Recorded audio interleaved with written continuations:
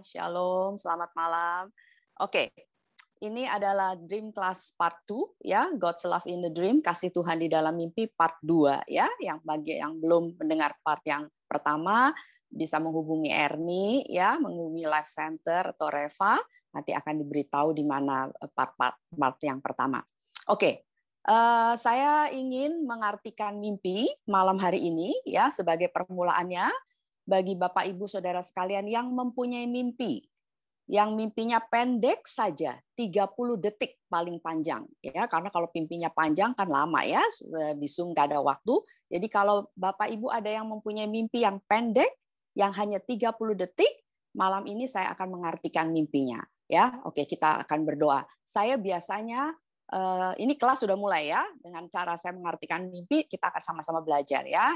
Biasanya saya mengartikan mimpi, saya selalu berdoa doa yang sama ya. Saya selalu mengatakan gini, Holy Spirit show me Abba Father's heart for me for the dreams.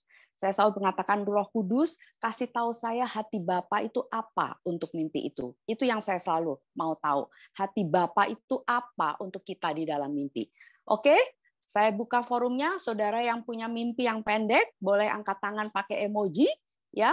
Oke, saya akan lihat saya nggak ada laptop, jadi screen saya kecil, jadi saya akan lihat langsung yang di depan saya. Yang di depan saya, waduh, ini Ibu Ida semangat sekali, sudah ada emojinya dan sudah angkat tangan. Ya, silakan Ida, boleh Live Center di-unmute. Oke, ya Ida. Silahkan, mimpinya apa? Boleh di-sharingkan? Kedengeran nggak, Ci? Kedengeran. Okay. Semua dengar suaranya Ida ya? Oke, ya silahkan. Ya, kebetulan beberapa waktu yang lalu tuh saya ada mimpi yang buat saya rada mengganggu gitu. Jadi kebetulan pas hari ini Ci Lucy yang kasih firman sekalian mau tanya daripada nanti mengganggu waktu pribadinya. Jadi mimpinya gini, Ci. Aku lagi tidur, terus posisi memang sedang diranjang di mimpiku itu. Terus dari atas plafon gitu langit-langit itu aku melihat ada ular turun. Ular turun dari langit-langit ya turun terus menuju ke tembok gitu ya. Ke tembok terus dia mau turun dari tembok gitu tuh. Nah, waktu dia mau turun dari tembok tuh kepalanya tuh kayak naik gini loh. Menuju ke aku gitu. Dari tembok. Kaget aku langsung lari keluar bawa anak. Ayo keluar, ada ular. Termasuk seanjing kecilku segala tak gendong keluar, ayo keluar, karena ketakutan kita ada ular, karena di pikiranku kan selalu kalau ular itu kan bahaya gitu kan. Jadi mimpinya gitu sih, Ci. Nah, nggak tahu tuh makanya kok rada mengganggu gitu ya. Habis itu melek, terus mau tidur lagi tuh rada susah karena deg-degan, waduh kok mimpi ular ya Tuhan ya. Maka kepikiran mau tanya Cirusi nih, tapi waktu melihat pengumuman dari J-Hop ada Cirusi, tunggu aja deh nanti Senin deh mau tanya deh. Oke, terima kasih Ida. Buat yang lainnya, ini adalah salah satu contoh mimpi yang sangat bagus sekali, ya. Oke, karena seringkali kalau kita bermimpi ular, pasti kita bilang, waduh, setan nih, ya, kuasa gelap nih, roh-roh jahat, ya. Tidak selalu demikian, ya. Saya boleh tanya Ida, waktu bermimpi ularnya warna apa? Putih. Oke, ularnya warna putih lalu turun dari plafon ke atas ke bawah gitu ya kepalanya. Ya. Oke, Ya. ya. Oke, ya. Kenapa saya bilang bahwa mimpi itu bahwa tidak selalu kalau ular itu berarti dia kuasa gelap atau setan, karena itu selalu digambarkan kan seperti itu kan ya. Tetapi ada satu cerita di dalam Alkitab ya, waktu orang Israel di padang belantara, mereka itu kena gigit ular, lalu Tuhan suruh apa sama Musa? Tuhan suruh dia bikin ular dari tembaga ditaruh di tiang, kan? Lalu ditaruh di tengah-tengah di padang tempat perkemahan mereka, dan Musa mengatakan, Tuhan bilang siapa saja yang terkena gigitan ular dengan kena bisanya melihat kepada ular tembaga itu, orang itu akan sembuh. Ya, berarti kan ular tidak selalu berarti negatif. Ular tidak selalu berarti sesuatu yang buruk dan yang jahat, ya, bukan selalu kuasa jahat, ya, bukan lagi diserang kuasa-kuasa kegelapan, tidak. Dalam hal ini ya Ida, kalau saya melihat dan saya mengatakan dan seperti yang kamu bilang mimpinya ularnya adalah putih, kalau menurut saya ini adalah healing is coming your way. ya, kesembuhan itu akan ada turun di dalam keluargamu, karena kamu bilang kamu bawa lari seluruh keluargamu, anak-anak, semua orang di dalam rumah. Jadi yang aku lihat bahwa ini ularnya putih dan dia turun dari atas, ya. Jadi ada kesembuhan yang akan diturunkan untuk keluarga kamu. Apakah ini make sense? Coba ada, oke, gimana?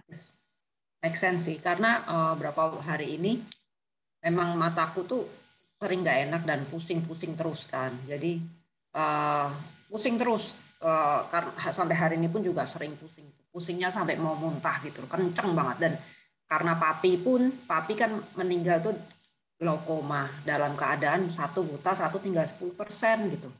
Nah, I've been praying for it karena traumatized juga kan, nggak mau sampai itu turun lah istilahnya kan. Kalau kedokteran kan selalu ngomongnya glaukoma itu menurun. Even though I know the truth, tapi somehow it bothers me gitu. Jadi mengganggu lah kalau setiap kali sakit mata, pusing itu tuh selalu trauma itu tuh kayak ada sirenenya gitu loh bunyinya. Oke. Ya, aku rasa mimpi itu seperti yang kamu bilang, kan ular kan seperti kayak trauma, ya. Tetapi ini bukan, ini kesembuhan yang datang dari Tuhan, ya. Jadi oke, kita sama-sama semua sekarang di tempat ini kita tumpangin tangan buat Ida, ya. Kita berdoa untuk kesembuhan keluarganya dari segala macam sakit penyakit mata apapun, ya. Bukan hanya untuk Ida dan seluruh anggota keluarganya. Bapa, di dalam nama Yesus, seperti Tuhan Engkau mewahyukan di dalam mimpi ini, Tuhan, bahwa kesembuhan yang datang untuk Ida dan keluarganya datang dari Engkau. Dan di dalam nama Yesus mereka hanya melihat kepada salib Yesus, kesembuhan daripada Tuhan Yesus. Segala sakit penyakit mata, glaukoma, yang bentuknya apapun, sakit penyakit mata apapun, dan sakit kepala atau apapun yang menurun di dalam keluarganya, kami tolak di dalam nama Yesus, karena semua kutuk sakit penyakit sudah diselesaikan oleh Tuhan Yesus di kayu salib, dan kami lepaskan kesembuhan di dalam nama Tuhan Yesus. Tidak akan ada satu orang pun di dalam keluarga Ida dan keturunannya yang kena glaukoma di dalam nama Yesus. Amin. Amin. Ya, oke. Saya akan coba lagi, ya, sama-sama. Ada beberapa orang lagi yang angkat tangan, mungkin boleh dilihat, dibuka kameranya ya, biar wajahnya juga kelihatan. Oke, yang di depan saya yang wajahnya kelihatan, Amanda. Oke, Amanda, ya. Silakan Amanda, mimpinya apa? Halo Ci Lucy, apa kabar? Iya Ci, jadi minggu lalu aku tuh ada mimpi beberapa kali. Jadi ini sebenarnya kayak ada 3 mimpi gitu. Dan aku agak bingung karena Tuhan tuh kayak di dalam 3 mimpi itu Tuhan tuh kasih lihat rumah yang pernah aku tinggalin. Jadi kayak mimpi pertama itu my childhood home. Itu waktu di mimpi yang pertama itu childhood home, kondisinya udah kosong gitu, udah nggak ada apa-apa, kayak tinggal ya tumbuh-tumbuhan doang gitu. Terus kayak yang kedua itu Tuhan tuh bawa aku ke rumah oma aku di Singapura, karena kayak abis dari childhood home itu waktu aku kuliah aku sempet tinggal sama oma di Singapura. Dan kayak di mimpi yang kedua itu tuh di rumah itu juga si oma masih ada di sana, dan emang oma sampai saat ini juga tinggal di sana. Dan mimpi yang ketiga itu rumah orang tuaku yang sekarang ini di Ancol gitu. Dan kayak di mimpi yang ketiga ini itu kan kondisinya tuh kayak ya banyak barang gitu, banyak barang-barang. Terus kayak pas aku lagi masuk ke kamar aku, terus kayak ada banyak barang. Terus pas aku rapi-rapihin, terus aku ketemu satu parfum gitu. Terus aku kayak bilang kayak, oh iya, kayak aku lupa gitu, aku kan punya parfum ini gitu, nama parfumnya Hope gitu, kayak ada labelnya, kayak tulisannya warna merah dan kayak ada tulisan Hope gitu. Ya apa namanya, ya itu sih Ci, mimpinya sebenarnya singkat, cuman kayak gitu doang, cuman kayak ya ini kayak 3 mimpi yang berbeda di kayak ya sekitar dalam 1 minggu Tuhan tuh kasih 3 mimpi ini gitu. Oke, terima kasih Amanda ya. Untuk yang lainnya ya, mungkin di dalam 1 malam kita bisa bermimpi 2, 3 atau lebih dari mimpi, lebih daripada 3 ya. pada umumnya bisa saja masing-masing mimpi itu berarti berbeda-beda ya, tetapi biasanya kalau dalam satu malam kita bermimpi 2, 3 atau lebih, kalau kita mau melihat lebih jauh itu sebenarnya adalah mimpi yang sama ya, dengan cerita yang berbeda-beda. Jadi Tuhan sedang menekankan satu hal yang sama ya, dengan cara yang berbeda-beda untuk kita ya, supaya kita lebih mengerti, lebih paham ya. Seperti umpamanya di dalam mimpinya Yusuf ya, Yusuf itu bermimpi 2 kali yang berbeda-beda. Bulir-bulir gandum yang 11 yang tunduk kepada dia, lalu bulan, bintang, dan matahari. Ya, jadi 2 mimpi yang berbeda tetapi mempunyai arti yang sama. Juga seperti waktu Firaun bermimpi, ya, mimpi yang 7 lembu yang gemuk dan 7 lembu yang kurus, dan juga 7 bulir gandum yang gemuk dan 7 bulir gandum yang kurus, ya, 2 bermimpi yang beda kan sama sekali tetapi mempunyai arti yang sama. Nah, juga begitu juga dengan Amanda ya. Amanda, kalau aku boleh lihat bahwa ini adalah 3 mimpi yang sama ya. Banyak kali kita selalu memfokuskan diri, anak-anak Tuhan tuh selalu mesti doa pemutusan kutuk-kutuk gitu ya. Saya percaya kutuk itu ada di dalam nama Tuhan Yesus. Ketika kita menerima Tuhan Yesus, semua kutuk juga ditanggung oleh Tuhan Yesus di kayu salib ya. Betul. Tapi kita selalu kutuk keturunan, apa-apa kutuk keturunan. Tetapi kita nggak pernah melihat sisi yang sebelahnya. Apa itu? Bahwa ada berkat keturunan. Ya, kita selalu lihatnya kepada kutuk, tapi ada yang namanya berkat keturunan. Yang aku lihat di dalam mimpi ini, Amanda, ketiga mimpi yang berbeda adalah Tuhan akan memberikan pada kamu satu berkat, yaitu berkat keturunan. Rumah waktu kamu kecil, rumah waktu oma kamu, dan rumah yang waktu kamu tinggalin sekarang. Ya, jadi ada satu berkat keturunan yang akan Tuhan turunkan dalam hidup kamu. Berkat itu bisa juga berupa berkat yang jasmani, ya, tetapi juga bisa berkat-berkat rohani. Ya, yang paling tahu adalah diri kamu sendiri. Dan kamu ketemu semua parfum, ya, minyak wangi yang ada tulisannya hope, pengharapan. Aku nggak tahu apa yang kamu sedang taruhkan pengharapan kamu kepada Tuhan, apa, tetapi pengharapan itu sesuai dengan mimpi itu 3, ya, ada satu berkat keturunan, seperti contohnya Timotius. Timotius itu kan Paulus mengatakan bahwa dia ini mempunyai satu berkat-berkat yang diturunkan dari ibunya, ya, Yunis, dari neneknya Louis, ya. Jadi sama juga dengan kamu, ada berkat-berkat keturunan yang akan diturunkan kepada kamu, ya, mungkin itu ada hubungan dengan minyak wangi itu, yaitu ada pengharapan tertentu yang kamu taruhkan dalam hidup kamu dan itu akan diberikan kepada kamu. Dan hope itu, minyak wangi itu kan memberikan satu bau wangi. Kalau kita pakai itu, orang di sekitar kita atau diri kita akan mencium bau wangi. Dan saya percaya bahwa berkat ini nanti yang menjadi pengharapan kamu, kalau ini sudah termanifestasi, ini juga akan membawa keharuman bagi nama Tuhan, ya, akan bagi orang-orang lain. Oke? Ya, oke. Sekarang kita sama-sama ya, kita berdoa buat Amanda supaya apa yang menjadi pengharapan dia dan berkat-berkat. Sebelum saya berdoa, ini make sense nggak? Make sense sih, Ci. Thank you banget ya. Oke, itu aja. Nggak ada tambahan? Enggak sih, belum ada. Oke, yes, oke. Ya, oke, kita berdoa sama-sama buat Amanda ya. Bapak, di dalam nama Yesus, kami berdoa buat Amanda Tuhan, supaya berkat-berkat yang memang Engkau sudah tentukan untuk dia akan menjadi miliknya Tuhan Yesus. Dan pengharapan yang ada di dalam hatinya Tuhan Yesus, Engkau manifestasikan pengharapan ini, dan kami percaya Tuhan bahwa ini untuk kemuliaan nama-Mu. Dalam nama Yesus kami berdoa dan mengucap syukur. Amin. Amin. Oke, saya lihat tunggu sebentar ya, di layar saya ada 2 lagi. Oke, Pak Agus ya, silakan. Halo, Agus. Ya, malam halo.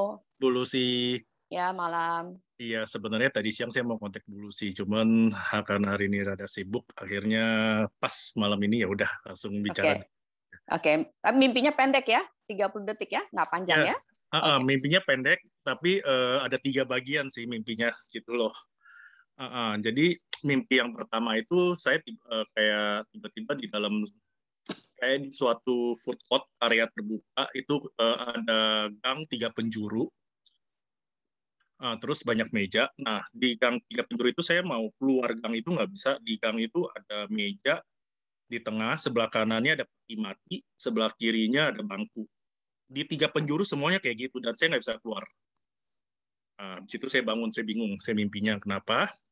Terus mimpi kedua. Udah. Mimpi satu aja, ntar lebih dari 30 detik.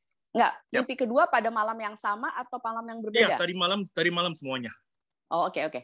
Coba cerita dulu. Mimpi kedua saya tiba-tiba kayak dibawa ke dalam suatu conference, tapi belum mulai conference-nya. Terus saya ada ketemu teman saya di David Budi, terus lagi ngobrol, bicara, dia bilang dia butuh alat kamera, terus butuh alat kamera. Ada yang bantu di conference itu bilang, oh kamu beli alat kamera di sini aja bro. Itu yang mimpi kedua. Udah selesai, saya terbangun lagi, terus mimpi lagi dalam keadaan yang berbeda, di bank. Kayak di bank gitu. Terus saya lagi bertemu dengan salah satu pegawai bank, lagi ngeprint apa gitu, kayak ngeprint data-data buat saya. Sambil pegawai banknya tuh tiba-tiba bilang mestinya ngeprintnya di dalam tuh. Terus jadi sekarang udah bisa ngeprint depan, jadi lebih cepat. Out of nowhere tiba-tiba ada wanita muda samping saya, tiba-tiba datang nangis. Terus nangis, dia terpelungkup gitu di meja. Terus dia bilang, saya mau beli shuffle, mau beli apa? Sekop. Terus tiba-tiba saya kayak lagi dikasih penglihatan kalau dia itu mau sekop untuk mau hancurin tulang maminya yang sudah dibakar. Terus saya bilang sama anak ini, saya bilang, oh kamu nggak usah beli sekop buat hancurin tulang mami kamu yang dibakar ini, karena nanti kalau biasa di acara kremasi itu nanti kalau sudah dikremasi kamu bisa datang, yang penting kamu postin hati kamu, nanti kamu lihat tulang itu, dan kamu nanti kamu pilih-pilih tulang itu kan dihancurin, itu udah kamu ini. Dan dia nangis gitu. Terus saya elus kepalanya gitu. Saya bilang, kamu kuatkan hati kamu gitu. Udah sih, mimpinya gitu aja. Oke, terima kasih Agus. Mimpinya panjang, ya, bukan 30 detik. Iya. Ya. Oke, aku nggak bisa. Sorry. Nggak apa-apa, nggak usah sorry, it's okay. Aku mau dengerin tiga-tiganya, mau tahu relasinya satu sama lain ya. Mungkin aku nggak bisa di forum ini mengartikan seluruhnya secara lebih detail ya. Tetapi secara garis besarnya aja, aku rasa kamu mengalami sesuatu yang disebut dead end ya, jalan buntu ya, yang sepertinya kesana kemari nggak bisa ada jalannya. Tetapi aku melihat akan ada suatu hal yang baru yang akan keluar dari situ.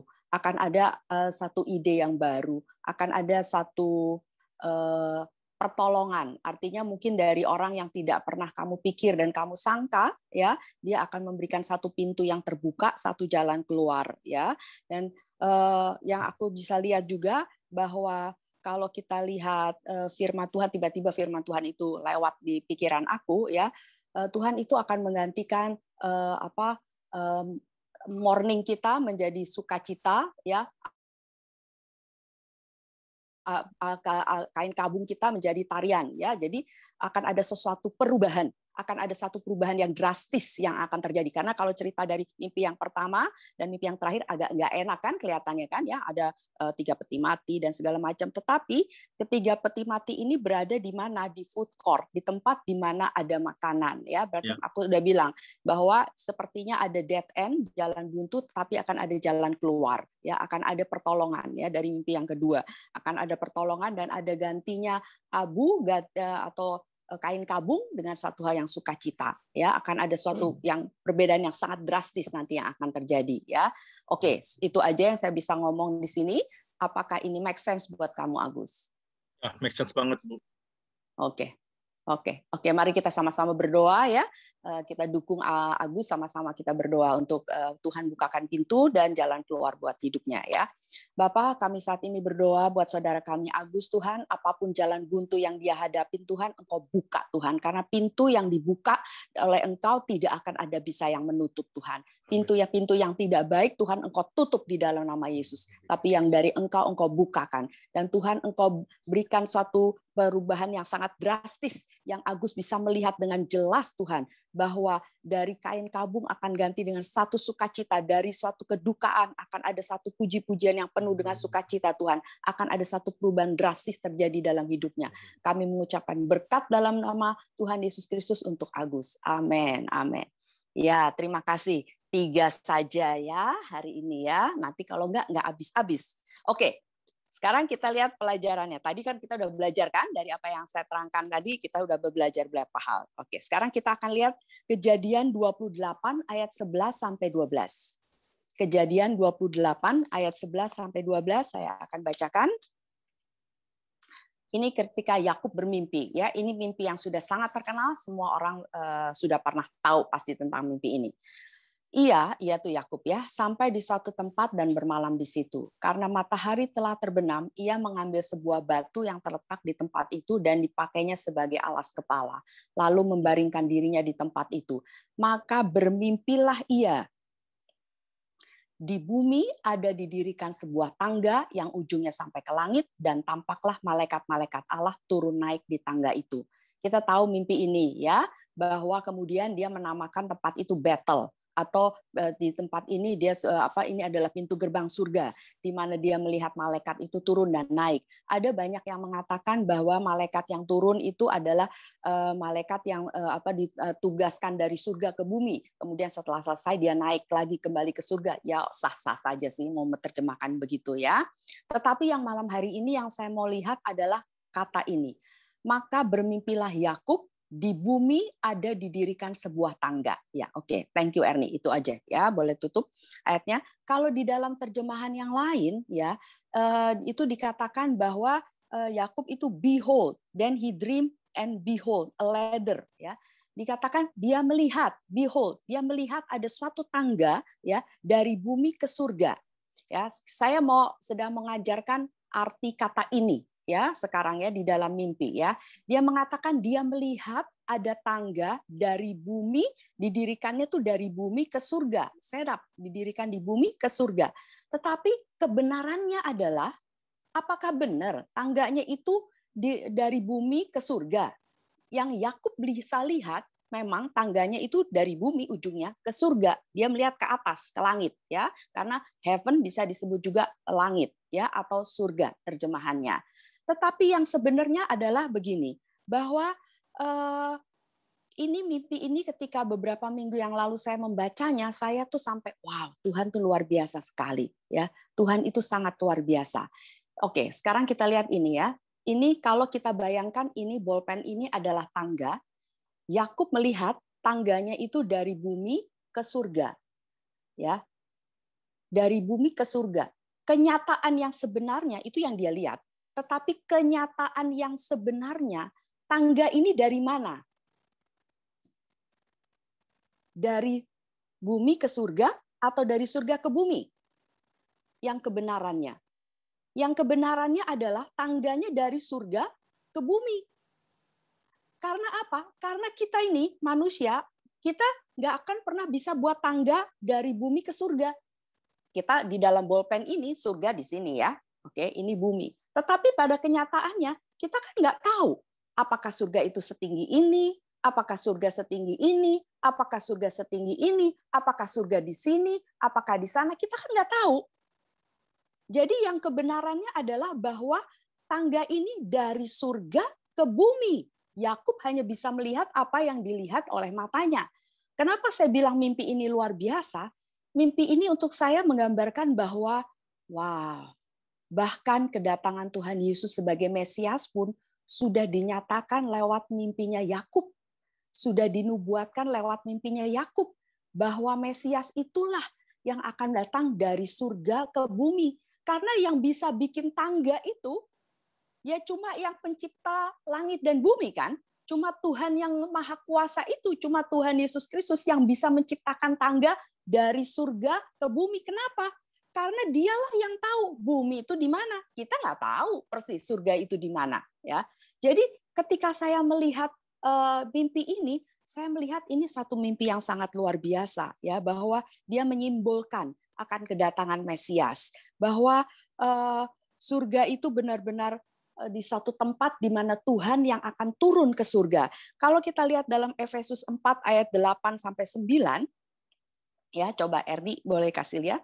Efesus 4 ayat 8 sampai ke 9. Dia mengatakan, itulah sebabnya kata Nas, tak kala ia naik ke tempat tinggi, ia membawa tawanan-tawanan. Ia memberikan pemberian-pemberian kepada manusia. Bukankah ia telah naik, berarti bahwa ia juga telah turun ke bagian bumi yang paling bawah. Kalau dalam terjemahan lain dikatakan bahwa dia telah naik, ya, berarti kalau dia itu bisa turun, berarti dia itu adalah yang turun dulu. Kalau dia sebelum naik, dia turun. Itulah Tuhan kita Yesus Kristus. Itulah juru selamat kita, ya. Yang saya bisa lihat bahwa di sini pengertiannya yang lebih lanjut lagi tentang tangga ini adalah bahwa benar kata Yohanes 14 ayat 6, kita nggak usah lihat ayatnya, bahwa aku adalah jalan, kebenaran, dan hidup, ya. Betul, Yesus itu adalah jalan. Dia itu adalah tangganya, dia jalannya. Itulah Yesus. Dari surga ke bumi untuk saudara dan saya. Dan kemudian dikatakan aku adalah kebenaran. Tangga itu adalah kebenaran. Di bumi ini ada banyak sekali kebenaran. Kata orang, kebenaran yang ini bisa sampai ke Tuhan, kebenaran yang itu, kebenaran yang ini. Tapi cuma ada satu kebenaran, yaitu Yesus. Tangga yang benar itu cuma ada satu, yaitu Yesus. Dan kemudian dikatakan aku adalah hidup. Betul, lewat tangga itulah ya, kita bisa mencapai kepada Bapa, kita bisa kembali kepada Bapa, kita bisa menjadi anak-anaknya. Ya, itu saya berikan satu contoh ya, bagaimana kita bisa melihat arti mimpi ini. Kemudian saya akan ceritakan beberapa mimpi yang lain. Ya, malam hari ini saya akan banyak bercerita. Dari cerita ini coba pahami, belajari ya supaya nanti bisa belajar lebih mengerti. Ya.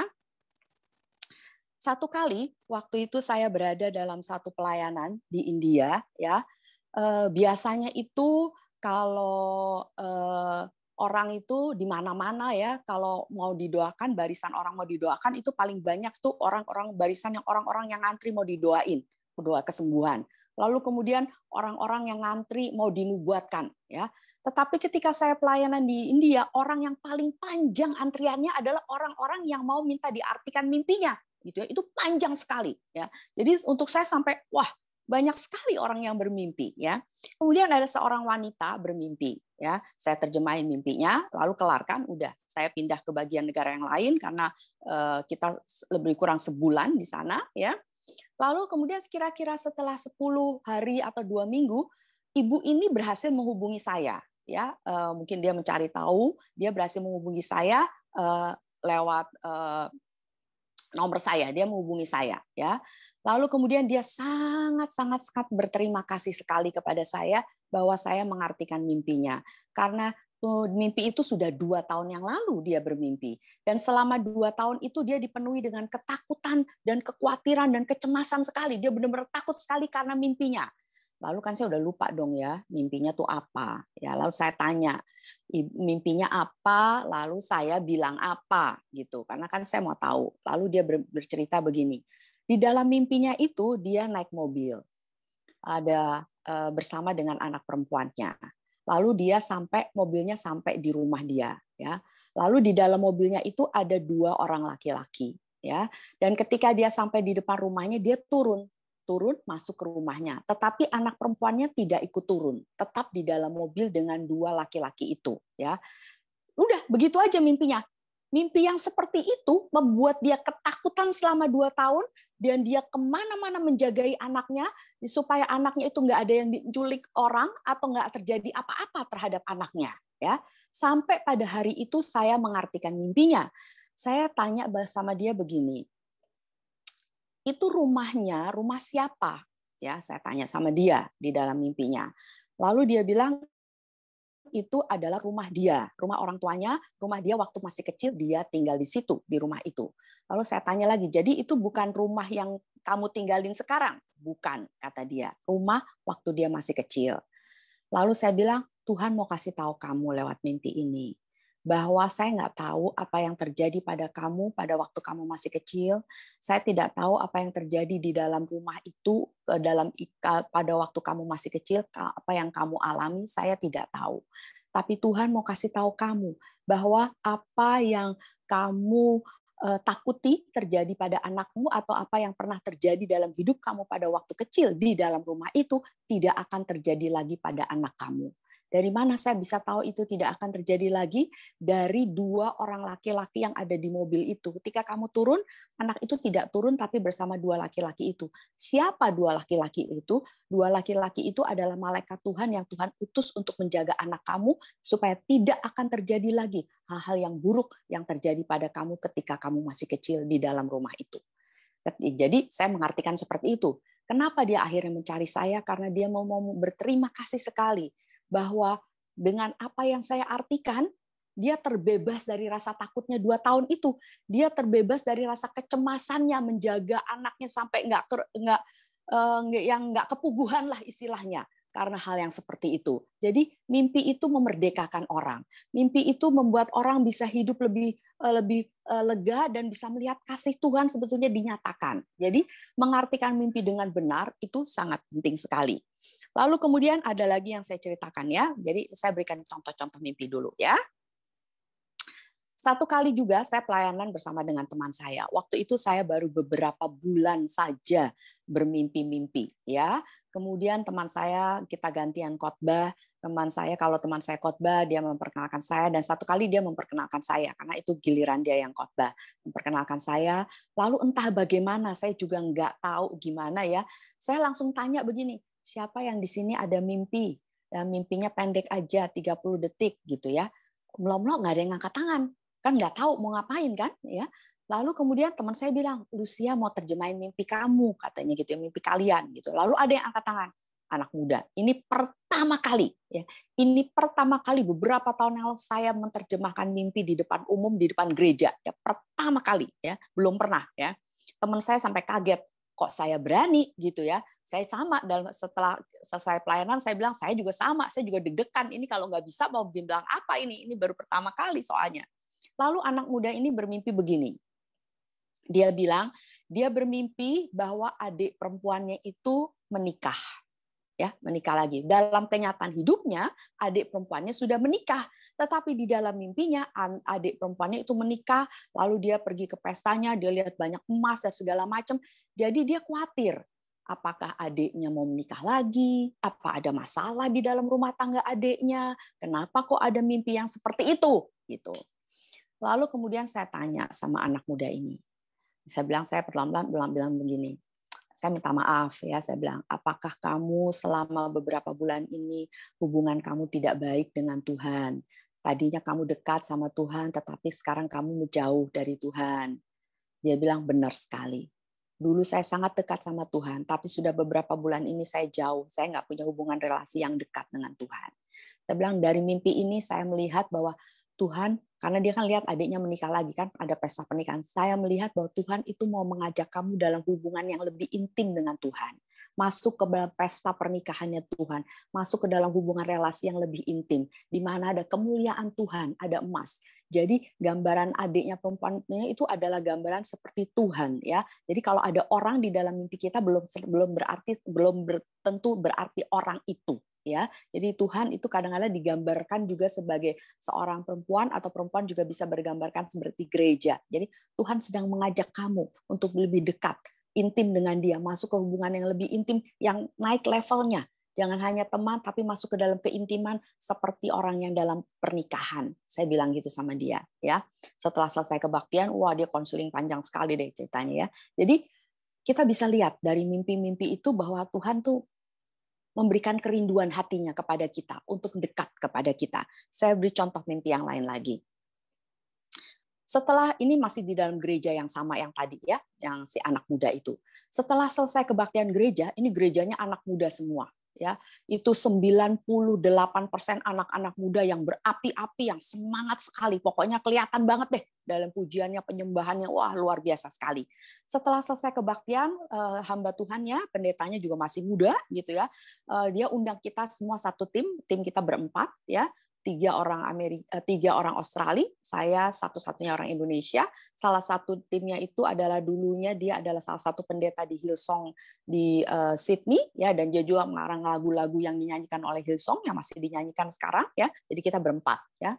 Lalu kemudian hamba Tuhan ini undang kita makan dalam satu meja panjang ya. Kita timnya duduk semua di sebelah sini, tim mereka duduk di depan kita semuanya. Dan pendetanya ini duduk langsung di depan saya. Dia bilang, saya punya mimpi. Ini pendetanya ya, anak muda yang luar biasa sekali ya. Lalu kemudian dia bilang begini, saya selalu bermimpi mimpi yang sama. Dia bilang, saya selalu bermimpi saya berperang melawan singa, gitu ya. Lalu singanya mati. Saya berperang melawan raksasa, raksasanya mati. Saya berperang melawan beruang, beruangnya mati. Pokoknya setiap kali tuh saya berperang melawan ini, melawan itu, melawan raksasa, kebanyakan raksasa atau singa atau beruang gitu, seperti Daud ya. Tiap kali seperti itu, dia bilang itu. Tapi selalu menang, dia bilang selalu menang. Sampai apa arti mimpinya? Saya bilang sama dia begini. Saya bilang, maaf ya, saya bilang, Tuhan ada di pihak kamu. Tuhanlah yang selalu memberikan kamu kemenangan. Tetapi kamu perlu punya tim yang kuat. Kamu tidak bisa berperang terus sendirian. Kamu nggak bisa, walaupun Tuhan ada di pihak kamu, Tuhan yang memberi kemenangan, tapi kamu tidak bisa berperang terus sendirian. Kamu harus punya tim yang kuat. Cuma itu aja yang saya bilang. Udah. Seminggu kemudian kan kita pergi ke tempat-tempat yang lain, seminggu kemudian kita balik lagi. Ya, balik lagi di tempat itu, diundang makan lagi sama hamba Tuhan ini. Ya, hamba Tuhan diundang makan lagi, dan kali ini dia duduk di depan hamba Tuhan yang dari pendeta yang dari Hillsong itu. Karena dia udah lebih tua umurnya, dia mau tanya tentang gerejanya, karena gerejanya baru sekali, anak-anak muda sekali. Lalu dia bertanya pertanyaan begini kepada pendeta itu, ya kita kan duduknya dekat semua ya. Dia bilang gini, bagaimana caranya supaya anak-anak muda di gereja saya itu bisa lebih antusias. Dia beri contoh begini, umpamanya kalau ada latihan ke minggu ada kebaktian, kita sebelumnya latihan dulu ya pada hari Sabtunya. Kalau latihan itu mereka latihan musik, pujian, penyembahan. Kalau saya belum datang, nggak latihan, nggak mulai, nungguin saya datang. Dia bilang. Lalu kemudian kalau ada lampu di gereja mati, udah seminggu kalau saya diemin, ya lampu itu terus saja mati, nggak ada satupun yang ganti. Sampai saya bilang ganti. Kalau ada mamanya ada kegiatan apa, kebaktian apa, kalau saya nggak ada dan nggak datang, mereka juga nggak bergerak. Ya, jadi bagaimana caranya bisa menggerakkan orang-orang anak muda di gerejanya ini supaya aktif, gitu ya. Lalu saya kan dengar dong dia bertanya itu kan. Saya senggol teman saya di sebelah saya duduk, saya senggol. See, I told you last week the dream, saya bilang ya kan. Minggu lalu kan saya udah bilangin tuh artinya kamu nggak bisa perang sendirian, kamu harus punya tim, gitu ya. Lalu teman saya yang sebelah saya bilang begini. Minggu lalu waktu saya dengar kamu mengartikan mimpinya, ya, karena teman saya ini kenal dengan pendeta ini, ya, dia bilang, wah, this time Lucia get it wrong, dia bilang. Kali ini Lucia salah, dia bilang. Karena gereja ini anak mudanya itu support sekali hamba Tuhannya. Wah, pokoknya benar-benar support, apa aja luar biasa. Tapi sekarang saya bisa bilang, kamu benar. Kamu benar bahwa memang dia berperang sendirian. Ya, itu contoh-contoh. Saya kasih feedback-nya ya, supaya ketahuan bahwa ini artinya begini, artinya begini. Oke. Saya kasih satu, ada banyak sih sebenarnya ya. Nanti saya balik lagi ke situ kalau ada waktu. Saya mau ceritakan satu mimpi yang bukan mimpi saya. Ya, ada seorang anak muda. Ini ini cerita yang benar-benar terjadi. Ya, anak muda ini mengucapkan dalam acara veteran-veteran orang-orang perang, gitu ya. Jadi yang udah dulu pulang dari perang, tentara-tentara gitu, mereka bikin satu acara dan anak muda ini kemudian berbicara.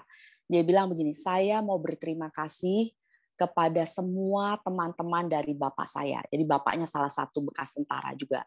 Saya mau berterima kasih kepada teman-teman bapak saya semua, ya kemudian kepada atasan bapaknya yang mau mendengarkan apa yang dikatakan oleh bapak saya sehingga bapak saya bisa pulang dengan selamat. Ceritanya begini. Mereka dengan bapaknya ini dengan timnya ya ada di satu medan perang. Saya nggak usah sebut negaranya. Lalu mereka itu sudah terjebak dalam posisi yang tidak bisa kemana-mana lagi. Di belakang mereka itu mungkin udah banyak tentara-tentara yang lain yang akan menyerbu. Di depan mereka itu adalah hutan atau ladang yang penuh dengan ranjau-ranjau. Ya, jadi mereka nggak bisa lewatin itu karena penuh sekali dengan ranjau. Sedangkan di belakang mereka tentara. Mereka udah nggak bisa kemana-mana lagi. Mereka udah menyerah. Mau bagaimana ini? Ya, sedangkan amunisi mereka juga sudah sangat terbatas. Lalu apa yang terjadi? Bapaknya anak muda itu malam itu dia bermimpi. Bapaknya rupanya anak Tuhan. Dia berdoa, dia bermimpi. Tuhan di dalam mimpinya itu, Tuhan memberitahukan dia suatu peta di mana saja letak ranjaunya. Dikasih tahu sama Tuhan. ranjaunya itu ada di mana saja. Besok paginya ketika dia bangun, dia bilang sama ketuanya, ya, sama pemimpinnya, bahwa dia bermimpi, Tuhan kasih tahu dia ranjaunya ada di mana saja. Sekarang kan ada pilihan kan, mau ngikutin apa nggak ikutin. Ini mimpi loh, ya. Tetapi mereka setuju semua satu tim untuk mengikuti mimpi itu, sehingga mereka bisa keluar dari ladang ranjau itu tanpa menginjak satu ranjau pun. Itu sebabnya anak muda ini berterima kasih, karena mereka semuanya mau mengikuti dan mendengarkan kata bapaknya. Jadi mimpi juga bisa menyelamatkan. Mimpi juga bisa memberikan satu petunjuk-petunjuk dalam hidup kita. Ya, ada satu mimpi lagi. Ya, ada banyak sih ya. Oke, ini mimpi yang terakhir sebelum saya masukin dalam pelajaran yang berikutnya. Kira-kira ini belum lama kejadiannya. Ya, saya dikirim sebuah mimpi dari seseorang di Israel. Waktu itu saya belum sempat untuk mengartikan. Jadi saya bilang nanti ya, sabar, tunggu ya. Lalu tapi saya sudah memberitahu dulu kepada dia, kamu nggak usah khawatir, mimpi ini tidak ada hubungannya dengan ibu kamu, tidak ada hubungannya dengan keluarga kamu, saudara-saudara kamu. Karena di dalam mimpinya itu ada ibunya, ada saudara-saudaranya, dan ada kejadian-kejadian yang tidak menyenangkan. Itu sebabnya dia mengirim mimpinya ke saya, karena dia mau tahu apa sebenarnya yang terjadi. Karena saya belum sempat, saya cuma bilang, jangan takut, mimpi ini tidak ada hubungannya dengan ibu kamu dan tidak ada hubungannya dengan keluarga kamu. Ketika saya sudah sempat beberapa hari kemudian, saya kasih tahu dia bahwa Tuhan meminta kamu untuk berdoa syafaat untuk bangsa Israel dan untuk orang-orang Yahudi dan untuk orang-orang yang tinggal di Israel. Karena akan ada kejadian-kejadian ini saya sebutin kejadian sesuai dengan mimpinya. Tuhan mau kamu berdoa syafaat. Udah. Beberapa hari kemudian terjadi peristiwa yang kita kenal dengan nama Iron Dome. Ya, mungkin kalau yang tidak tahu apa Iron Dome nanti bisa di Google dan bisa tanya kejadian Iron Dome di Israel. Ya, saya nggak terpikiran apa-apa. Setelah itu kejadian lewat Iron Dome itu lewat, ya Iron Dome itu lewat. Baru kemudian saya kembali lagi ke mimpi itu. Wah, Tuhan itu udah kasih tahu ya. Tuhan itu sayang sekali sama bangsa ini. Tuhan kasih tahu lewat mimpi orang ini, dan mimpinya itu disampaikan ke saya, bahwa mimpi ini untuk panggilan dia berdoa syafaat untuk bangsa dan negara ini sebelum peristiwa Iron Dome itu. Apa yang saya bisa lihat di sini, bahwa bukan, wah, Lucy pinter, hebat, bukan. Yang saya lihat adalah hati Bapa. Kalau kepada satu orang ini di Israel Tuhan memberikan mimpinya untuk berdoa syafaat bagi bangsa dan negara ini, pasti Tuhan juga memberikan kepada anak-anak Tuhan yang lain di seluruh dunia. Entah berupa mimpi, entah berupa word of knowledge, entah berupa apa hal lagi yang lain ya, Tuhan akan memberitahu kepada mereka untuk berdoa syafaat bagi bangsa dan negara ini. Itu yang saya lihat hati Tuhan, ya. Oke, sekarang kita lihat begini. Dalam satu hari kita tidur kalau menurut kesehatan 8 jam, ya. Itu. Berarti kan itu sepertiga daripada 24 jam sehari. Berarti itu adalah waktu yang penting. Berarti sepertiga dari hidup kita itu kita habiskan di dalam tidur, ya. Berarti mimpi adalah penting bagi Tuhan. Itu sepertiga dari hidup kita, ya. Bagaimana sih, ada orang yang tanya sama saya, bagaimana saya memulai semuanya ini? Saya juga memulainya juga nggak tahu. Saya mulai bermimpi itu tahun 2017, bukan 2017. Saya baru mulai bermimpi, ya. Nanti kapan-kapan saya cerita lagi, itu baru mulai bermimpi 2017, dan 2018 beberapa bulan kemudian saya mengajar kelas mimpi. Saya udah mengajar baru beberapa bulan mimpi, karena teman saya bilang, ayo ngajar tentang mimpi, walaupun saya baru bermimpi sebentar, baru mengartikan mimpi sedikit. Dia bilang, saya cuma tahu sedikit, saya belum pernah belajar kemana-mana, nggak tahu apa-apa. Saya bilang, nggak apa-apa. Dia bilang, setiap perkara kecil, kasih tahu aja apa yang kamu tahu, nanti Tuhan tambah-tambahkan. Karena saya disemangatin, ya oke lah. Saya mengajar apa yang saya tahu aja, ya, apa yang saya alamin aja antara saya sama Tuhan, ya.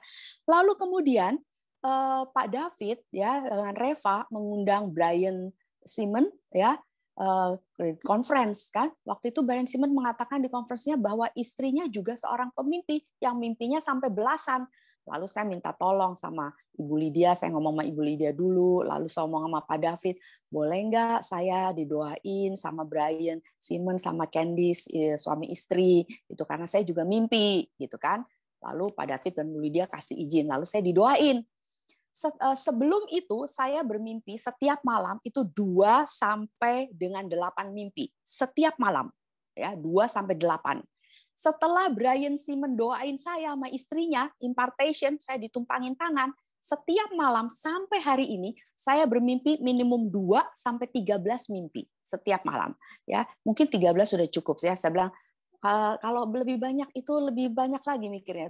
Saya udah merasa cukup Tuhan 13, udah banyak ya 13 ya. Jadi dari sejak itu ya, benar-benar dari sejak didoain itu langsung 2 sampai 13 setiap malam. Setiap malam ya. Jadi itu berapa banyak mimpi ya yang selama ini saya mimpi, makanya buku mimpi saya tuh berbuku-buku ya. Oke, dari situ saya mulai belajar hati Bapa. Dari situ saya mulai mengenal hati Tuhan dengan lebih lagi ya. Oke, lalu kemudian bahasanya Tuhan itu apa sih? Ya, Brian Simon mengatakan bahasanya Tuhan itu adalah gambar. Bahasanya Tuhan itu adalah perumpamaan, ya. Bahasanya Tuhan itu merupakan suatu cerita. Kalau gambar ya, suatu gambar ya, itu bisa bermakna 1000 kata. Coba Ernie boleh keluarin foto yang pertama. Kenapa mimpi itu penting? Ya, ini saya mau kontraskan begini. Ini ada sebuah foto, ya. Sebuah gambar ini yang Bapak Ibu Saudara lihat itu bisa fotonya cuma satu, tapi bisa bermakna 1000 kata-kata. Setiap orang pasti punya kata-kata yang berbeda-beda untuk menggambarkan foto ini, ya kan? Ya, jadi satu foto saja, satu gambar bisa punya makna 1000 kata. Sekarang bagaimana dengan mimpi? Ya, mimpi itu kan merupakan kayak film kan? Ya kan, kayak film yang diputar kan, begini, ke sini, ke sana, naik mobil, makan di restoran, kemana, naik pesawat terbang. Wah, itu kan kayak film yang diputar. Ya, kalau satu gambar saja bermakna 1000 kata-kata, kalau sebuah mimpi bisa bermakna apa? Bisa bermakna berpuluh-puluh ribu kata-kata. Oke, coba ruang yang kedua, gambar yang kedua, Ernie. Oke, kita dengerin ini ya. Suaranya bisa keras. Suaranya belum kedengeran, Ernie, boleh diulang? Oke, sebentar. Ya, jadi kalau sebuah mimpi itu sama dengan sebuah film, bermaknanya bisa berpuluh-puluh ribu kata. Oke, silakan, sorry. Happy Xavier. Sad Xavier. Okay. Angry Xavier. Silly Xavier. Good job. Oke, gambarnya nggak bisa terlalu jelas. Kemudian tiap kali dia ditutup ya. Jadi happy Xavier buka, happy sad Xavier dibuka, sadnya gimana. Terus kemudian angry gitu ya, dilihat baru wajahnya, ditutup lagi silly gitu. Itu kan sebuah kayak film kan? Itu bisa bermakna berpuluh-puluh ribu kata. Mimpi kita juga demikian. Jadi mimpi itu sangat berarti. Tuhan bisa berbicara kepada kita dengan mimpi, gambaran mimpi itu bisa berpuluh-puluh ribu kata. Bisa banyak hal Tuhan mengungkapkan hatinya lewat mimpi kita. Ya, jadi dan mimpi dan sebuah gambar itu tadi ketika melihat gambar yang pertama dan gambar yang kedua tadi, itu kan gambar itu kan memberikan emosi kepada kita kan, memberikan satu perasaan. Wah, bagus gambarnya. Wah, lucu. Kita bisa ketawa. Kalau gambarnya sesuatu yang bagaimana kita bisa sedih. Ya, begitulah mimpi. Ada emosinya, ada feelingnya, ada perasaannya, ada satu kata pengharapan di dalamnya. Ada banyak hal yang bisa dilihat di dalam sebuah mimpi. Ya, jadi mimpi itu bukan cuma plain aja, nggak ada apa-apanya. Ada banyak hal. Oke, kita lihat satu ayat, Matius 13 ayat 34. Kalau ada yang mau bertanya, boleh dicatat sekarang pertanyaannya, ya di kertas dulu catat, ya. Cuma pertanyaannya hanya yang berhubungan dengan yang saya bicarakan malam hari ini ya. Jangan yang keluar dari itu ya. Oke, Matius 13 ayat 34. Setiap kali Yesus berbicara kepada orang banyak. Oke, garis bawahi kalau yang pegang Alkitab. Setiap kali Yesus berbicara kepada orang banyak, ia selalu berbicara dengan alegori, dengan perumpamaan, dengan parable, dengan sebuah cerita, ya. Ia tidak pernah berbicara tanpa menggunakan perumpamaan. Itu bahasa yang dipakai oleh Tuhan, ya. Kemudian kita lihat yang Markus 4 ayat 33 sampai 34 saja, Erni. Matius 4 ayat 33 sampai 34.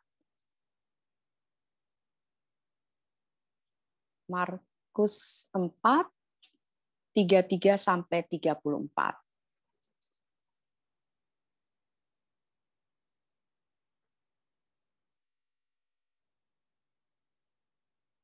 Oke. Yesus selalu mengajar dengan perumpamaan. Atasnya aja selalu sudah ditulis demikian ya. Yesus selalu mengajar dengan perumpamaan. Kalau dalam mimpi kita menyebutnya simbol ya. Yesus menggunakan banyak perumpamaan semacam ini saat ia mengajar orang-orang dan mereka belajar sesuai pengertian mereka. Ia tidak pernah berbicara kepada orang banyak tanpa menggunakan perumpamaan. Tetapi kepada murid-muridnya, ia akan menunggu saat sendirian untuk menjelaskan maknanya kepada mereka. Sebentar, kalau saya melihat ini, Markus 4 ayat yang ke-33, ya, di dalam bahasa Inggrisnya dikatakan demikian ya, bahwa Jesus used many parables such as this as he taught the people, and they learn according to their ability to understand. Dan mereka belajar sesuai dengan kemampuan mereka untuk mengerti. Oke, apa yang saya mau katakan di sini, bahwa setiap dari kita mungkin pernah bermimpi. Bisa aja sih ada orang yang tidak mimpi kan, tapi sebagian besar dari kita pernah bermimpi. Mungkin kalian mengatakan begini, tapi saya nggak ngerti loh arti mimpi saya. Gimana? Nggak usah khawatir.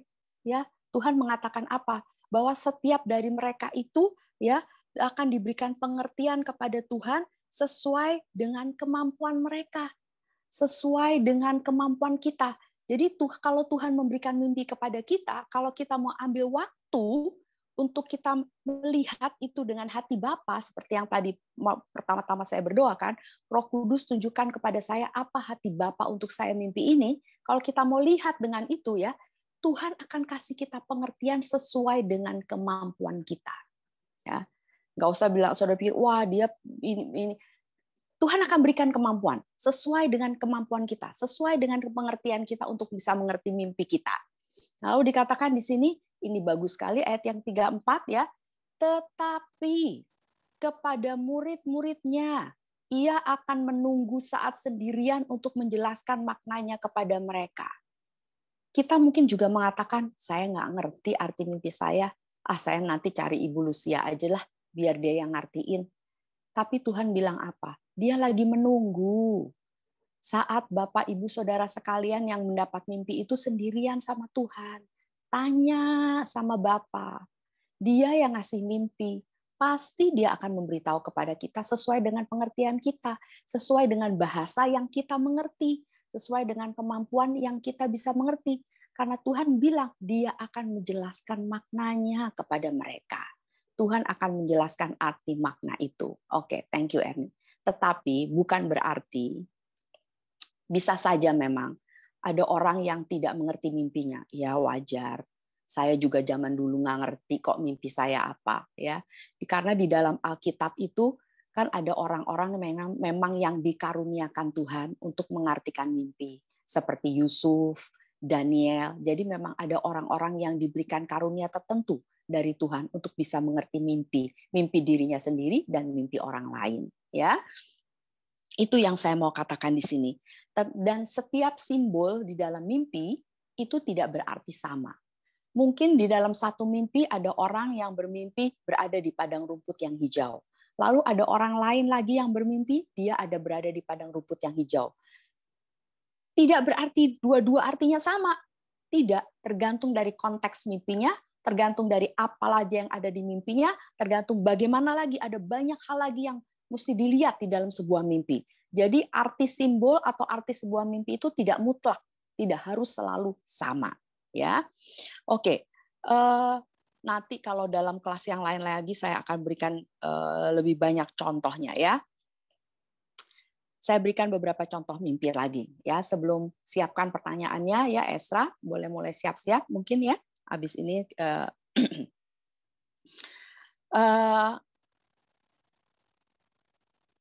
ada seorang ya pagi-pagi ketika nggak pagi-pagi sekali sih, kalau saya udah kelar doa saya baru buka handphone, biasanya jam 9 jam 10 pagi. Waktu saya buka handphone saya dapat WhatsApp. Ada orang WhatsApp saya ya. Dia bilang gini, Lucia, semalam saya bermimpi ya. Saya mau minta kamu khotbah 4 kali seminggu sekali bulan depan. Kamu yang khotbah 4 kali ya selama bulan depan. Dia tidak minta saya mengartikan mimpinya, dia mengartikan mimpinya sendiri. Mimpinya apa? Dia bilang semalam dia bermimpi bahwa Tuhan menyuruh dia untuk kasih tahu saya bahwa saya yang khotbah bulan depan 4 kali.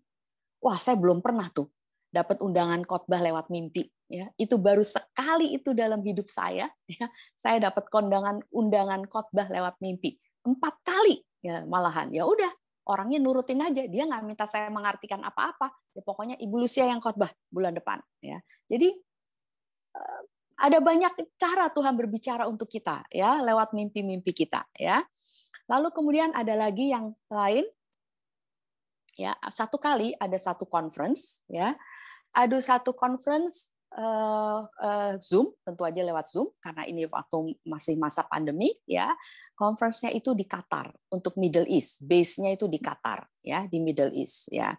Kemudian kita itu dibagi dalam, saya termasuk diundang, diminta untuk jadi bagian dari ministry timnya.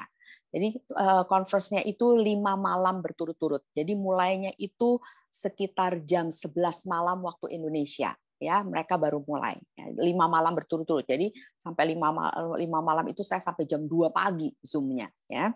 Lalu kita dibagi dalam tim. Jadi setiap malam itu masuk di breakout room dalam tim. Dan setiap hari timnya tuh berbeda-beda, orangnya ganti-ganti ya.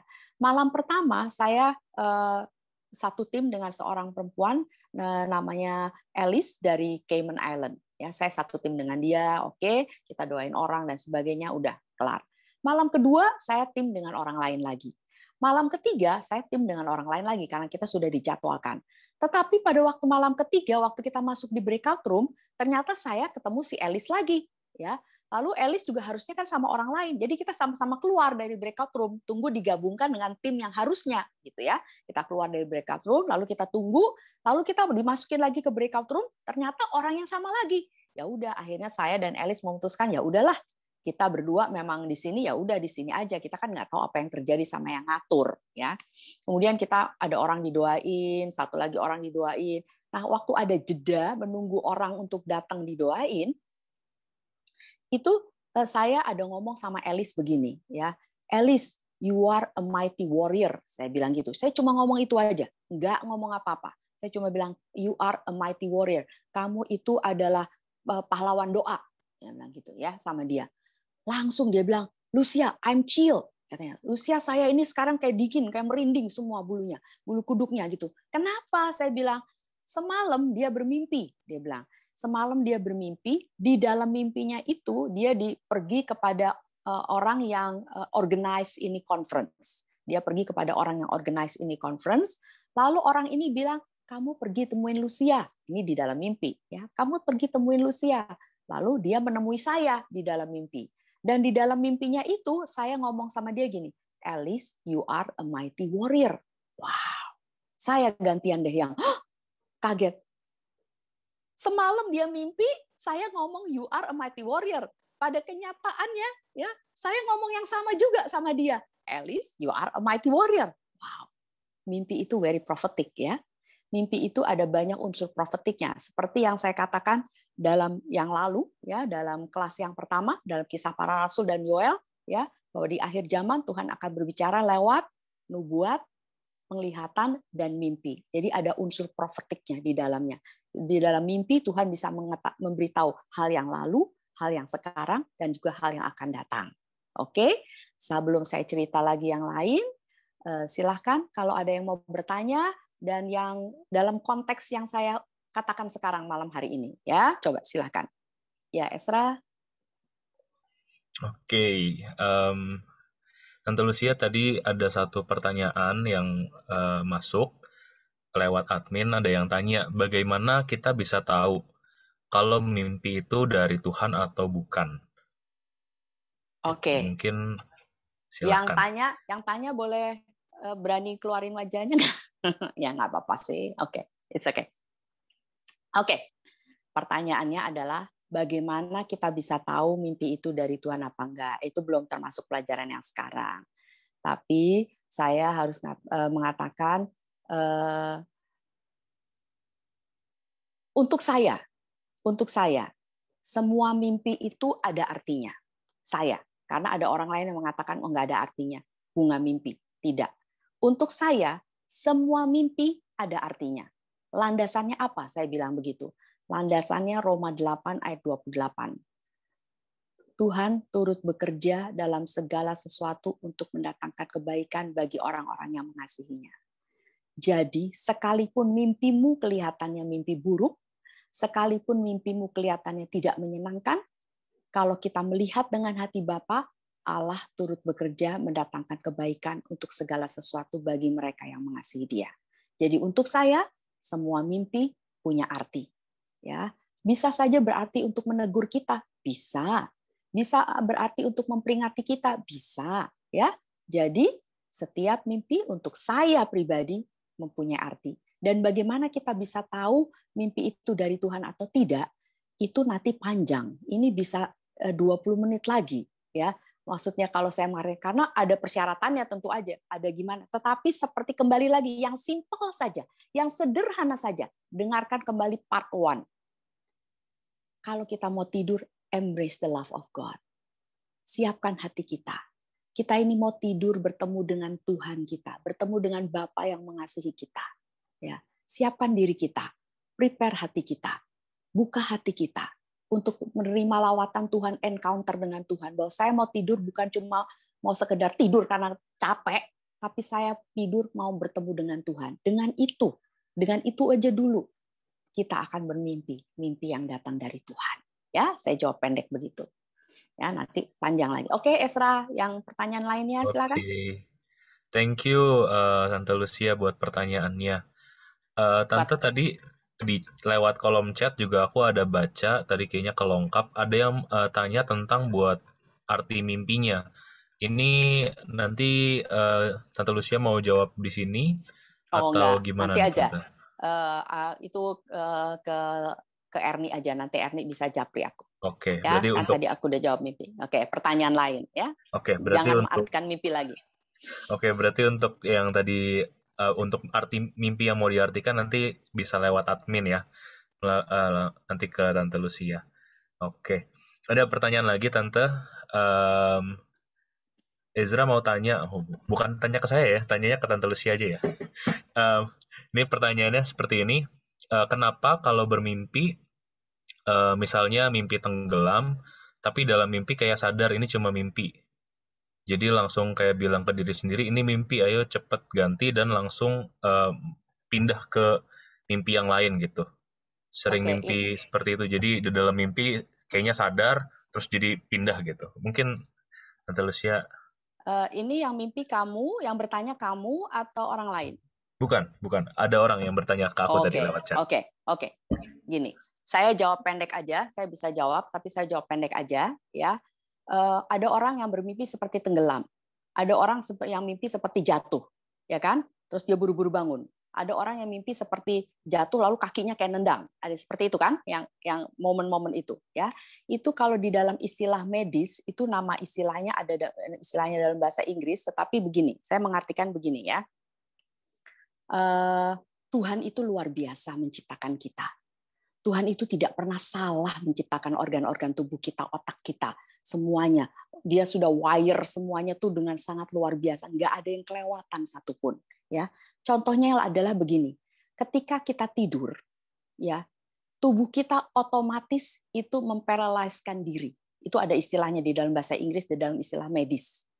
Ketika kita tidur, tubuh kita itu secara otomatis memparalyskan diri, bahasa Indonesianya melumpuhkan diri, ya.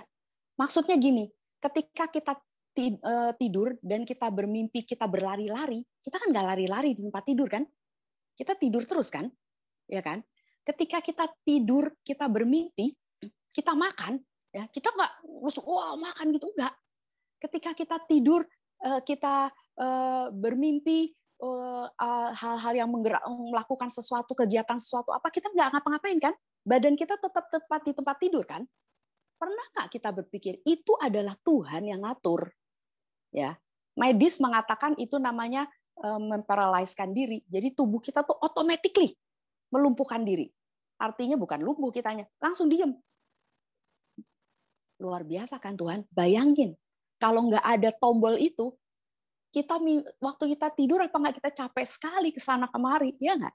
Ya, jadi apa maksud saya dengan yang saya katakan tadi dengan pertanyaan kamu, ketika kita mimpi seperti mimpi tenggelam, ya seperti mimpi kita berlari, itu sebenarnya kenapa kita kayak mimpi tenggelam lalu kayak kebangun?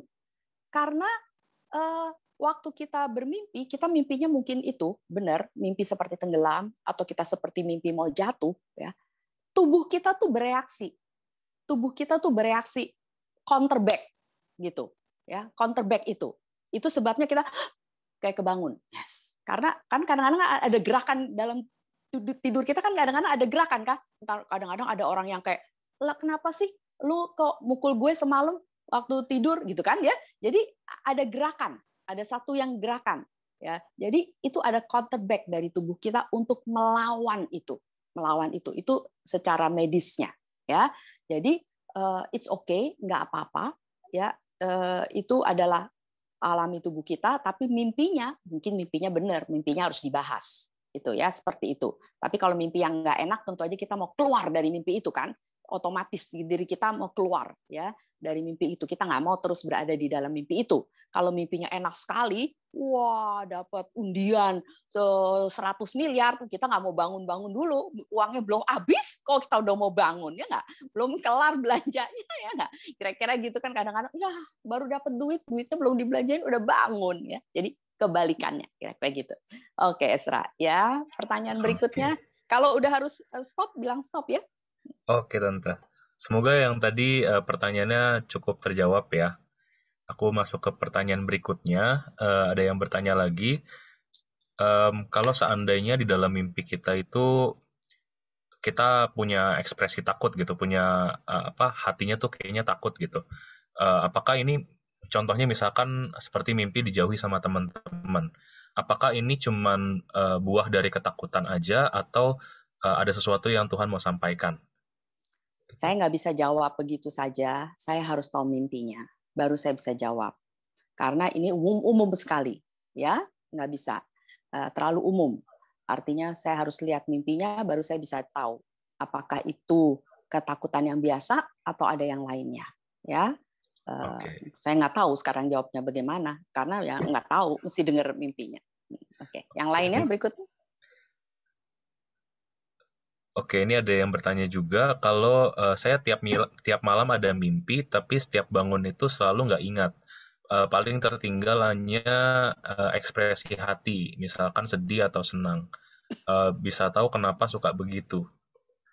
Oke, salah satu hal mungkin saya nggak ingat apakah saya udah ajarin di part 1 ya.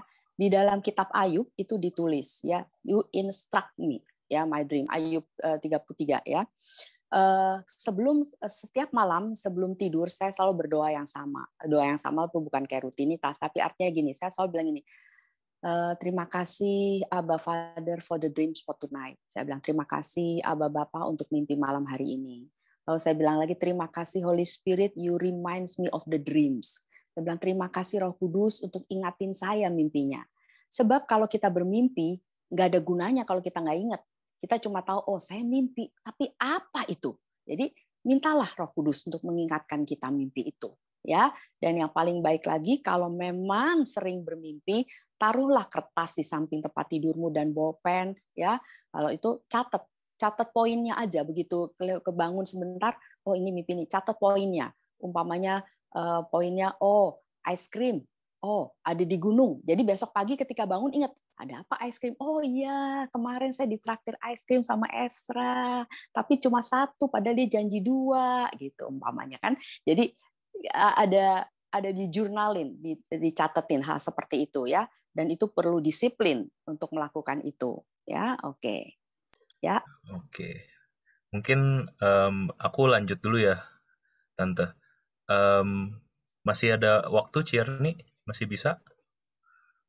Masih bisa kayaknya. Aku yang jawab aja. Seru ya?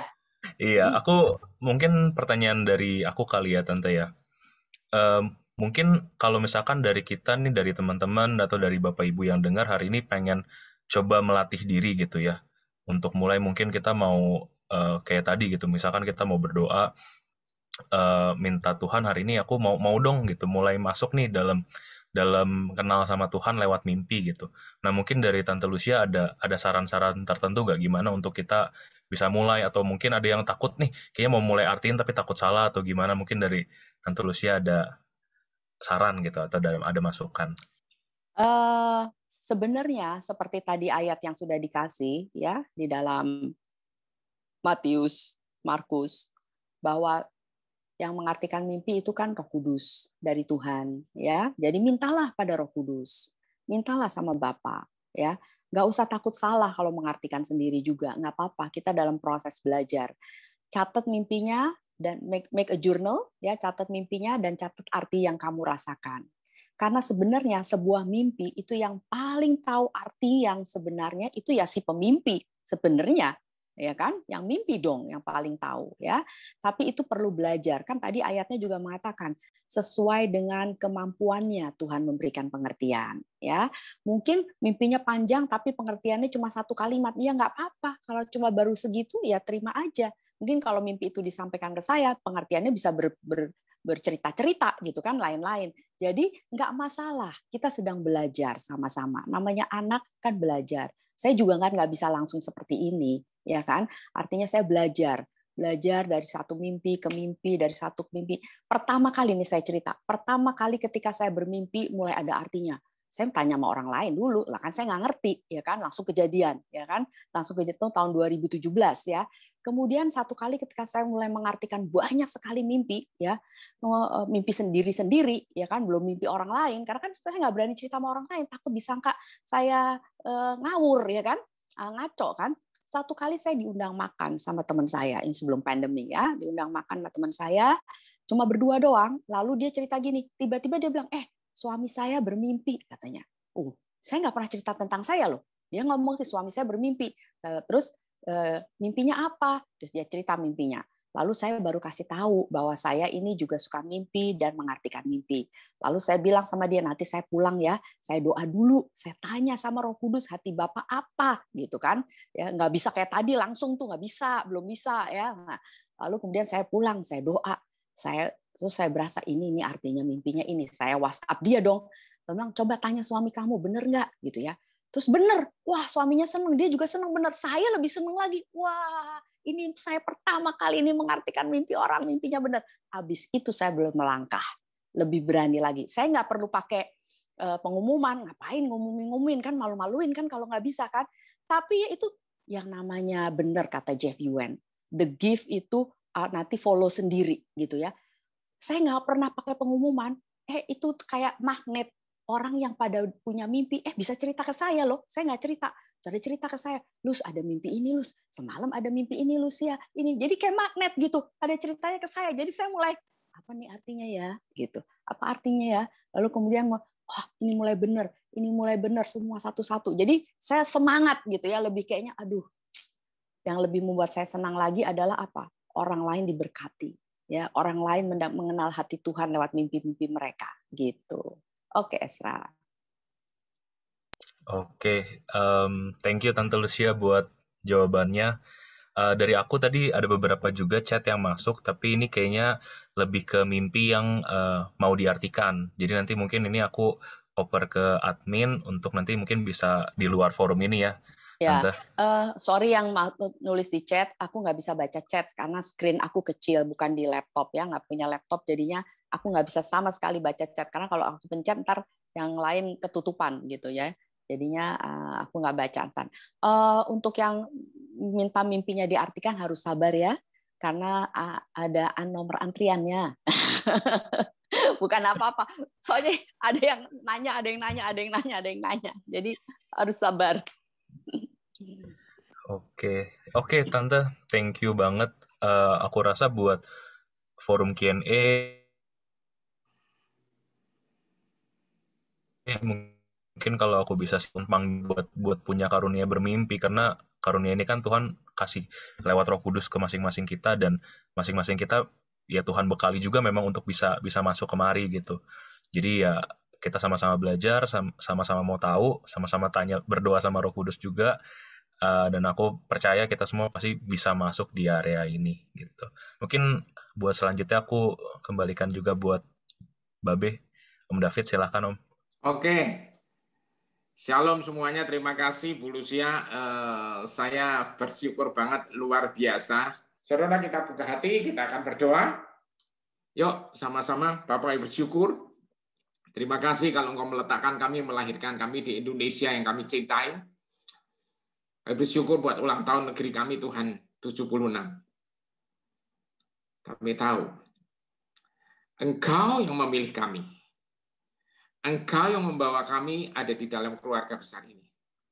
Dan Engkau yang membawa kami, Tuhan, sampai sejauh ini, dan kami sudah melihat ulang tahun negeri kami. Dan kami tahu pasti, rancangan-Mu adalah rancangan damai sejahtera. Dan kami saat ini sehati, kami berdoa buat Presiden kami, Pak Jokowi, dan Wakil Presiden Pak Maruf Amin, seluruh menteri, seluruh wakil rakyat, seluruh pejabat, semuanya. Bahkan untuk seluruh rakyat, Tuhan. Hamba-Mu berdoa sesuai dengan janji-Mu. Kasih-Mu akan penuh atas negeri ini. Kerajaan-Mu akan turun, kehendak-Mu jadi. Di Indonesia seperti di surga. Hamba-Mu percaya, Indonesia penuh kemuliaan-Mu. Semua orang merasakan Bapa yang sangat baik. Tuhan, terima kasih buat anak-anak-Mu, Tuhan. Kami bersyukur buat Ibu Lucia. Engkau terus tambahkan hikmat, Engkau terus lindungi dia, Engkau terus berkati dia. Engkau juga berkati semua anak-anak-Mu yang hadir, bahkan yang tidak sempat hadir. Bahkan yang mengalami kelemahan tubuh atau mengalami sakit, kami berdoa di dalam nama Yesus. We speak for healing now. In the name of Jesus, we speak healing. Bahkan yang mengalami kebuntuan, we speak for breakthrough now. Di dalam nama Yesus ada breakthrough. Bahkan yang mengalami sesuatu hal yang rasanya nggak ngerti harus ngapa-ngapain, kami berdoa Tuhan. We speak light, let there be light. Ya, kreativitas akan turun, pintu-pintu akan dibukakan, jalan akan dipanjangkan. Terima kasih Bapak, terima kasih Tuhan Yesus, terima kasih Roh Kudus. Kalau sebentar kami akan beristirahat. Kami selesai Tuhan dengan acara ini. Kau berkati Tuhan. Kau akan berkati istirahat kami. Bahkan Kau akan berbicara lewat mimpi-mimpi Tuhan. Engkau berikan ide-ide bahkan lewat mimpi Tuhan. Di mana kami merasanya udah nggak mungkin lagi Tuhan, nggak ada jalan keluar. Engkau berikan jalan keluar di dalam mimpi itu. Terima kasih Tuhan Yesus, terima kasih Roh Kudus, terima kasih Bapa. Kasih-Mu itu kekal dan kekal terus. Sebentar kami akan bubar Tuhan. Biarlah damai sejahtera Bapa yang melebihi segala akal. Kasih yang kekal dari Bapa di surga. Berkat yang melimpah dari Bapa di dalam Anak yang tunggal Tuhan kita Yesus Kristus. Dan kuat kuasa Roh Kudus, tuntunan hikmat, pernyataan-pernyataan dari Roh-Mu yang kudus Tuhan akan menyertai kita semua. Mulai sekarang ini sampai kekal selama-lamanya. Yang setuju sama-sama katakan, amin.